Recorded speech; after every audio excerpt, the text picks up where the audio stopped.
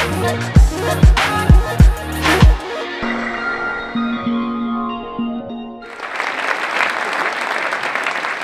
everyone, if you're really jealous of my job, you can have it, honestly.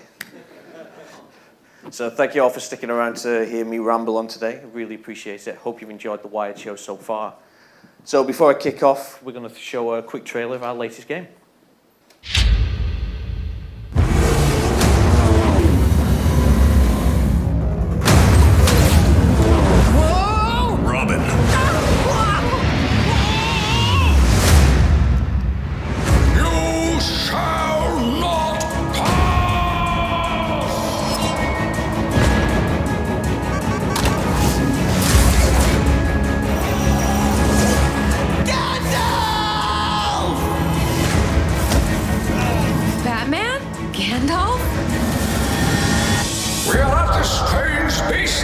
And I do not trust where it is leading us. We are not in Gotham anymore. I found it. After all these years of searching, I will make universes collide.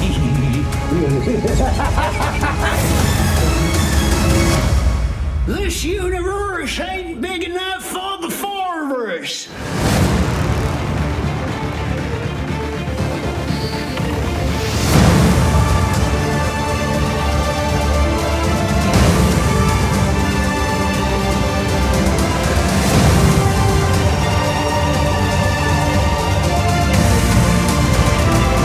Batman. Hey, I'm Batman. I'm Batman. I'm Batman. I'm Batman. I'm Batman.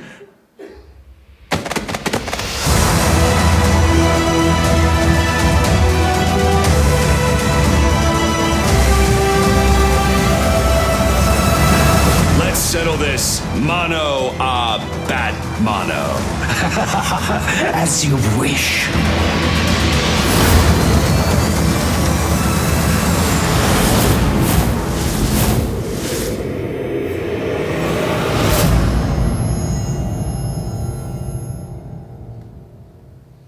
Cool. All right. So that, everyone, was Lego Dimensions. It's our entry into the Toys to Life genre. And it actually feels like for the last 10 years we've been building towards this moment. There was a pun intended there, I apologize. So before I go on, can anyone tell me what the Lego games have in common with the likes of FIFA, Mario, Call of Duty? Anyone want to take a guess? Go on, little man.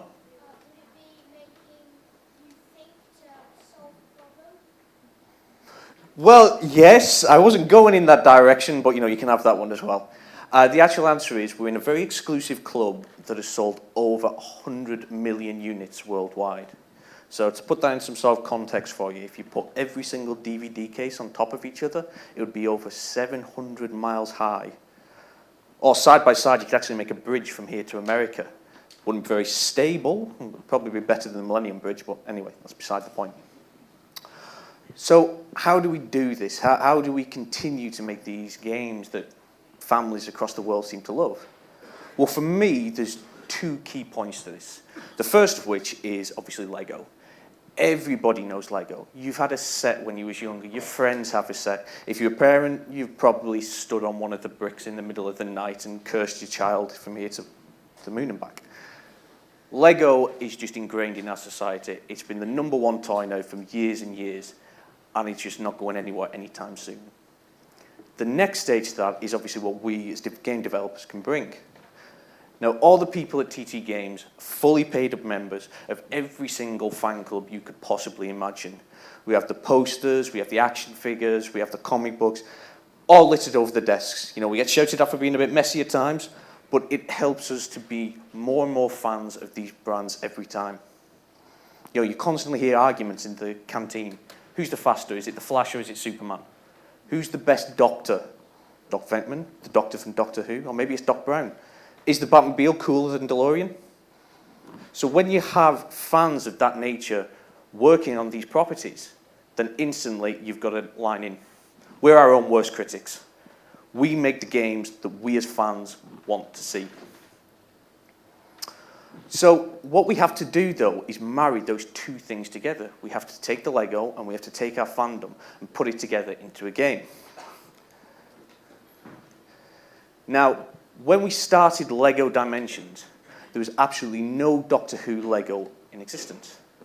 So what we had to do is we had to have our modelers in-house create every single element from scratch. That also feeds into all our games in general. If you can see a Lego element in the game, you can build it at home. So with this example, we have the Cyber Controller, who features in the levels. What our modelers had to do is they had to look at the reference, look at the shows. You know, it's a hard day's work when you have to watch every single episode of Doctor Who back to back, I tell you. And then take the Lego bricks and build something that not only looks good, but is actually structurally sound and would meet Lego guidelines.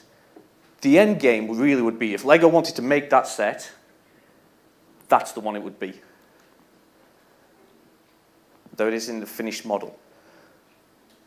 That was purely done just by one of the guys back at the studio who just kept going, kept building, kept failing, and building again. Our guys are incredibly talented. And if you see something in the game that you've never seen before in a Lego set, I encourage you to go and try and build it yourself. So once we've actually got the physical model built, everybody's happy with it. We actually have to try and get it into the game engine. So you can see here, he's taking the full model, the actual physical model, and modeling it in a game environment. Now, we, of course, have lots of tools and little bits and bobs that we can use to help do that back at the studio. One of the best tools you can actually use is the Lego Digital Designer. That's a free download that I encourage you all to go and try. And what you can do with that is look at every single brick, anything that's ever been built, and model it in a 3D space. Anyone can do it. I've given it a go, you know. Didn't look like anything, but I tried. And then you've got something that sort of, kind of, maybe looks like it should work in the game world. Now, once we get to that stage, we have to start taking it through an animation process as well. Now, if you watch Doctor Who or any of these films, you kind of have a preconception of what the character should look like, should act like, should sound like. We have to try and replicate that in the game world. So you know the Cyberman, he's going to stomp, you know, shout after you, going delete, really powerful and bombastic. So our animators will take that as a reference point and start to build that into the game engine. The key, though, isn't to copy. The key is to take that, filter it through a lens of Lego, and just make it fun. That's what Lego games are all about.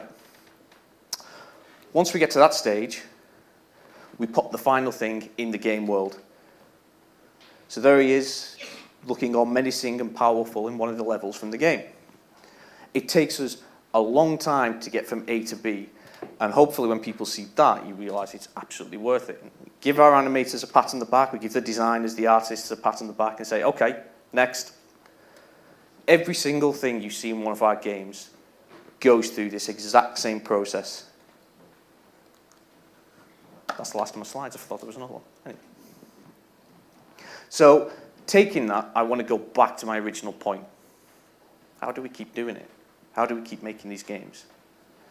Well, the key is that we're fans and we want to see the best games we can. We want to make a game that our parents, our kids, everyone will enjoy being around the couch and playing with us.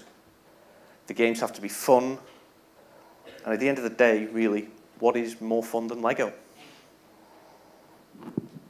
Thank you very much.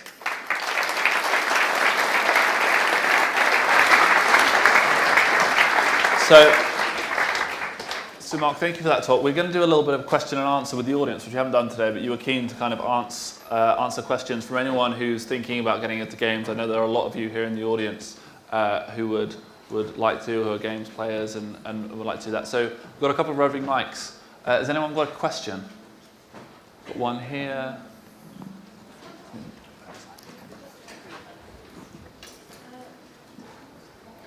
You said that you had a lot of fandoms. Which one's your favourite? Oh, for me, it's Doctor Who. Hands down, the Doctor. We was incredibly lucky to get to work with the BBC on this project. And, you know, we got to go down to Cardiff and see the sets and really try and cover ourselves in everything to do with Doctor Who. It was just an incredible experience for me, personally, as a fan. And as I touched on in the speech, you know, it's a hard day's work when you have to keep watching these episodes over and over again. But you know, it's the same with everything. I mean, even if I wasn't a fan of something when I started the project, such as Scooby-Doo, for example. I've not watched Scooby-Doo since I was a kid. But then you're constantly learning new things about it, and then eventually when the project ends, you are a fan yourself. So hopefully we can use the game as an entry point to people who've never seen these before. There's a question here. No?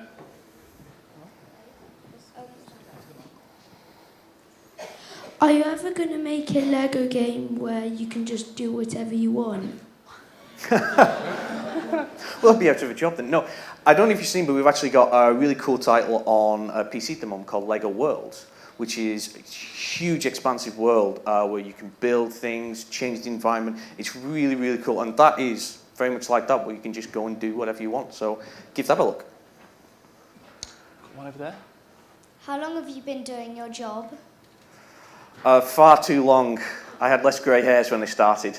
No, I started in the games industry 10 years ago at Sony, and I've been at Traveller's Tales now for about 5 years. It sounds really bad when I say it like that, but I love it. I mean, every day I get to play with these amazing characters, and I work with some of the most talented people in the industry. So it's been an amazing couple of years. 2, 3 here. Let's start there on the back row. Which Doctor Who character would you say was harder to make into Lego? Matt Smith. That hair is impossible to make a wig out of. And even now when we think we've got it, I'm still getting tweets daily saying, hair doesn't look exactly right. So he was a nightmare to get proper, but I think he looked really cool at the end. What have you worked on other than Lego? Sorry, pardon? What have you worked on other than Lego? What have I worked on other than Lego? When I was at Sony, Killzone was one of the things, Ratchet and Clank. Then I was at THQ for a little bit. Unfortunately, you know, they went bump, so, you know. But then when I was at Traveller's Tales, that's pretty much what we do. We do the Lego games. So since then, it's been the likes of Harry Potter, Pirates of the Caribbean, Marvel, you name it. One there. What kind of experience would you need to be one of the Lego builders on the game? I play with Lego. Simple as that. I mean, it's really cool, actually, because those guys, they know Lego inside and out. And actually, I was down there the other day, and they've got this huge desk of all things they've built themselves. And one of the models has actually got his own bat cave that he's built himself just from scratch. He doesn't follow any instructions. They just go at it, and I love it because you can just throw them a task on a daily basis. You're saying, can you make me that? Pardon? I'm sure they want someone to keep an eye out. What is the most favourite game you've developed? My favourite game would be Lego Harry Potter. So that was my first game when I started working at Traveller's Tales. So I came in, you know, fresh-faced and wide-eyed, and I met the team for the first time, and they took this film and this book that I was already really familiar with and loved, and I saw how they translated it, and I just loved watching that step and that process, and that fed me into, you know, wanting to be a producer and moving on in the career. One last question. Yeah, this is... okay, why is all the game developers concentrate on probably developing violent games? Or everywhere, most 90% is always violence, killing or fighting. Well, we don't. A Lego game, there's no killing in a Lego game. Never, you know, you never die. I think the key with any type of violence in video game, and it's the same with movies, they have to be properly rated. And in this country, we have an amazing rating system that everyone adheres to. So, you know, as parents, I think it becomes our responsibility to monitor what our child has access to. At TT Games, we're committed to making games which all the family can play. Everyone can sit around the couch and enjoy. And in fact, we actually take properties like the likes of Lord of the Rings, for example, which is a fairly adult-themed film. We filter it through Lego, and that is a gentle introduction to this amazing world. And that's the way we like to develop games. Last question from me, which is, we've got lots of young people here in the audience. We heard from Tom and from a few of our speakers today talking about how you can get started at home, and you don't really need to wait until you finish school to start making games. We heard from Jordan this morning, who's done a little bit of that himself. What's the best way to get started with it? Is there online tools? Is there courses you can take? What's your piece of advice for people? Yeah, I think, you know, there's loads of cool tools and loads of bits of information there on the internet, but I think the thing you need to do is know what you want to do. The games industry, and that's what it is now, it's an industry. It's not a guy in a bedroom coding anymore. They're huge corporations, they're huge studios full of people, and every type of skill is catered for. You know, producers, programmers, designers, artists, you know, HR assistants, IT people. If you want to work in the games industry, you don't necessarily have to have a degree in computer science. Just find what you're good at, and I guarantee there'll be a place for you in this industry. Everyone, please give a round of applause for Mark Warburton.